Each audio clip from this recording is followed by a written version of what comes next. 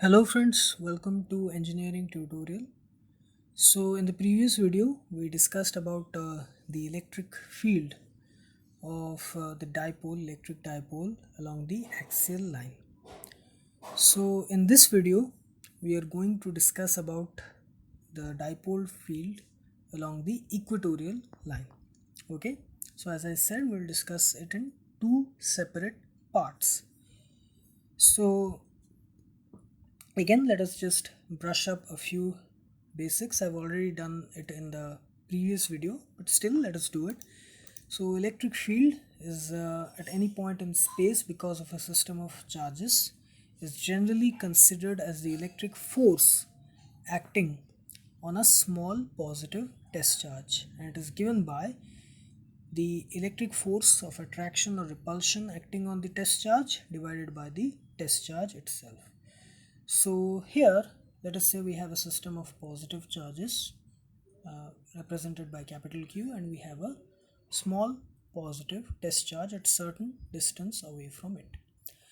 Now, as both these systems are positive, so there will be an electric force of repulsion. Suppose here we have a system of negative charges. So in that case, we will have uh, a force of attraction. Okay, the system of negative charges will have a force of attraction, and the electric field is simply the electric force of attraction or repulsion divided by the magnitude of the small positive test charge. Okay, and in vector form, because electric field is a vector quantity, it is defined by both magnitude and direction. It is simply the electric field vector is equal to Fe vector by Q0. Okay, only the vector symbol comes up. Now, the electric field because of the dipole along the equatorial line. Now, we know the equatorial line, as I have already posted in the electric field basics that video. Equatorial line is a line passing through this point, okay, in the vertical directions, passing through this point O, dividing the dipole into two equal parts. Okay, this line, okay, passing in the vertical direction through O. Now let us say we consider this point P on the equatorial line, this point P on the equatorial line, any random point, and its distance from the center O is given by small x. And if we join the points AP, BP, let us say they make an angle theta. Okay, now we have to evaluate the electric field at point P because of both minus Q and plus Q, and we'll do it in separately so that there is no confusion. Now, electric field E1 is because of minus Q, E2 is because of plus Q. Now, let us assume that a small positive test charge is present at P. We did the same for the axial line also. We assume that a small positive test charge Q0 is present at P. Now, the Coulombic force acting on Q0, you just assume that positive test charge Q0 is present at P. Now the Coulombic force acting on this test charge at P because of minus Q, it will be attractive in nature. Minus Q is a negative charge, here it is a positive test charge. So obviously there will be a force of attraction.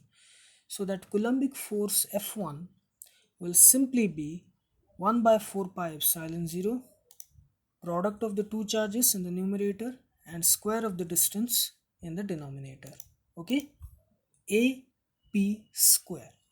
Now here we have to apply Pythagoras theorem.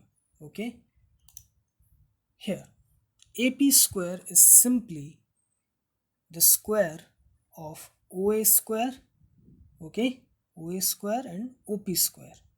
AP square is equal to OA square plus OP square. So that is simply x square, OP is x and OA is equal to A. So AP square is equal to x square plus A square. This distance OP is x, this distance OA is A. Okay, O is at the center. So AP square is equal to x square plus A square. So here F1 vector, which is the force acting on Q0 due to minus Q, is minus 1 by 4 pi epsilon 0 QQ0 by AP square, which is equal to minus 1 by 4 pi epsilon 0 QQ0 by x square plus A square. Now, another important thing is that as you watch this video, I would recommend you to please take a pen and paper and write down these mathematical steps, okay, these expressions step by step in the you write it down as you watch this video, and at any point if you have any confusion, please pause the video at that point and go back to the point where you don't understand and you review what you have written so that you just have a good understanding about this. Okay, so you please draw this diagram and you write the steps as you watch the video. Okay, so the Coulombic force acting on Q0 due to minus Q, okay, is 1 by 4 pi epsilon 0 minus 1 by 4 pi epsilon 0 QQ0 by x square plus A square. Okay, now the electric field, okay, the electric field due to the same will be simply E1 vector is equal to F1 vector by Q0. This concept, simply this, we applied it here. So E1 vector is equal to F1 vector by Q0. So here simply we'll divide it this by Q0. So Q0 in the numerator will get cancelled by Q0 in the denominator, and we'll have E1 vector is equal to minus 1 by 4 pi epsilon 0 Q by x square plus A square. Now the magnitude of this electric field is E1 vector is equal to 1 by 4 pi epsilon 0 Q by x square plus A square. So the minus sign is cancelled out. Now the direction of this electric field is along PQ, okay, towards A, okay, towards A, because this Coulombic force is attractive in nature. It is between a negative charge minus Q and a small positive test charge plus Q0.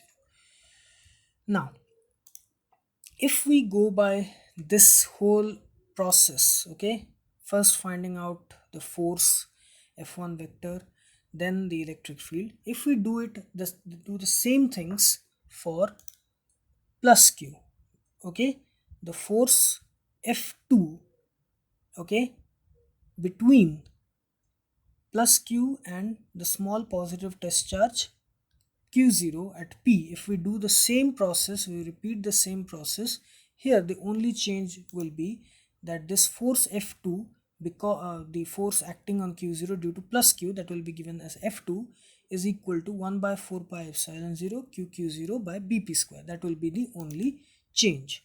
Okay, here instead of minus it will be plus because both the charges are positive, so it will be F2 vector will be plus 1 by 4 pi epsilon 0 QQ0 by BP square. Instead of AP, here it will be BP. Now the BP is same as AP, it is x square plus A square root over. Okay, here AP is equal to BP is equal to root over of x square plus A square as per Pythagoras theorem. So BP square is same as x square plus A square. Okay, so E2 vector will simply be 1 by 4 pi epsilon 0 Q by x square plus A square. Okay, so this is the magnitude of E2 vector. Okay, now the direction of this electric field will be along PR, because here as both the charges are positive, plus Q and the positive test charge at P, the Coulombic force will be repulsive in nature. The Coulombic force will be repulsive in nature. It will push this positive test charge away from it. So because of this repulsive force, the electric field will be along this direction. E2 vector is along PR, but for minus Q, as it was minus Q here and plus Q0 here, negative and positive, there was a force of attraction, and the electric field E1 vector due to minus Q is along this direction, and for plus Q, E2 vector is along this direction. E1 vector in this direction, electric field, E2 vector is in this direction. But the magnitude of both E1 vector and E2 vector are same. See, the magnitude of E1 vector is 1 by 4 pi epsilon 0 q by x square plus a square. The magnitude of E2 vector is also 1 by 4 pi epsilon 0 q by x square plus a square. Only the directions are different. Now, if we have to calculate the net electric field along PS, okay, the net electric field along PS, okay, the net electric field, then the net resultant electric field intensity along PS, okay, along this horizontal direction PS, okay, the net electric field, it will simply, we have to determine the horizontal components of these electric fields E1 vector and E2 vector along the horizontal direction, okay, and we have to add it up, okay. So it will simply be E vector, the net resultant electric field at P along the horizontal direction, okay, this resultant electric field will simply be the horizontal components of E1 vector and E2 vector added up. So it simply be E1 vector cos theta plus E2 vector cos theta, okay. Now here this angle is theta, okay, this angle is theta. So because of alternate angle theory, okay, alternate angle theory, this angle here SPQ, it will also be theta, okay, by our alternate angle theory, because these are parallel lines. Also here this angle is theta, so as per corresponding angle theory in parallel lines, corresponding angle theory, this angle RPS will also be theta, okay. So because of alternate angle theory, this angle and this angle is theta, corresponding angle theory in parallel lines, this angle and this angle here is theta. So cos theta will simply be, okay, the horizontal components for both the E2 vector and E1 vector. For that we need cos theta. So cos theta here is simply base by hypotenuse, which is OA by AP, and for this it is OB by BP. Okay, AP and BP are the hypotenuse for the right angle triangles POA and POB. So we have to express it in terms of A and X. Okay, so cos theta is simply A by root over of x square plus a square for this. Okay, OA and OB is equal to A, APBP is equal to root over of x square plus a square. So this expression is very important. Cos theta is equal to A by root over of x square plus a square. We have brought it in terms of A and X. So as E1 vector is equal to E2 vector, when these will get added up, we can express it in either forms. Here we have taken it as 2E1 vector cos theta. Now E1 vector is simply this 1 by 4 pi epsilon 0 q by x square plus a square. So substituting these values of E1 vector, okay, this value and cos theta value in this expression, we get 2q by 4 pi epsilon 0 x square plus a square cos theta. Here is equal to 2q by 4 pi epsilon 0 x square plus a square. We substituted the value of cos theta, a by root over of x square plus a square. So it became q into 2a by 4 pi epsilon 0 x square plus a square to the power 3 by 2. Here it is 1, here it is to the power 1 by 2. Root over means power 1 by 2. So 1 plus 1 by 2 is 3 by 2. So here the expression became this. Now an important thing again, this numerator q into 2a is simply the dipole moment. Okay, p vector is equal to q into 2a vector, that is the dipole moment. Okay, so q into 2a is the dipole moment, so we substitute it with this. So electric field, the net electric field intensity at the point P, okay, the net electric field intensity at point P along PS, okay, is the horizontal components of E2 vector and E1 vector added up, okay, this which got to us at this point, okay, P vector modulus by 4 pi epsilon 0 x square plus a square to the power 3 by 2. This is the expression, it is along PS, okay, along PS in this direction.